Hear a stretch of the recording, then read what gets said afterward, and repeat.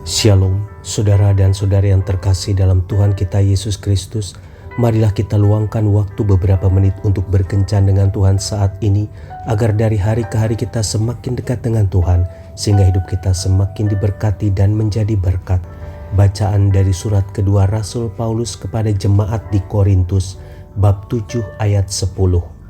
Sebab duka cita menurut kehendak Allah menghasilkan pertobatan yang membawa keselamatan dan yang tidak akan disesalkan, tetapi duka cita yang dari dunia ini menghasilkan kematian.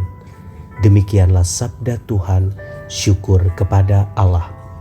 Saudara dan saudari yang terkasih dalam Tuhan kita Yesus Kristus, perjalanan hidup kita adalah seperti sebuah proses. Seperti sebuah benda yang begitu indah dan berharga mahal harus melalui suatu proses yang tidak mudah. Diolah, diremukkan, dibentuk. Karena itu kita harus melewati berbagai tekanan, kesulitan, masalah, penyakit dan juga penderitaan.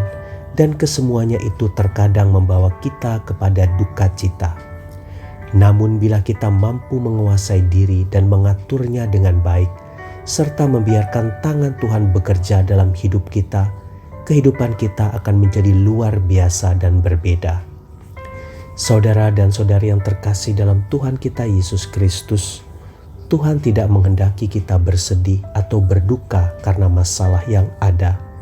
Justru Dia ingin memakai duka cita yang kita alami ini sebagai sarana yang membawa kita pada sebuah kehidupan yang lebih baik lagi.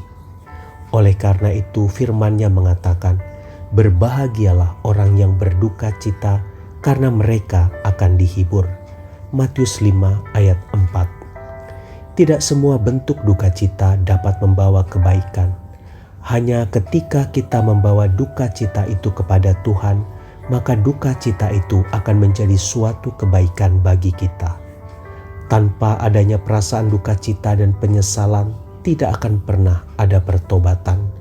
Dan tanpa pertobatan, kita pun tidak akan pernah menerima anugerah pengampunan dan kasih karunia dari Tuhan.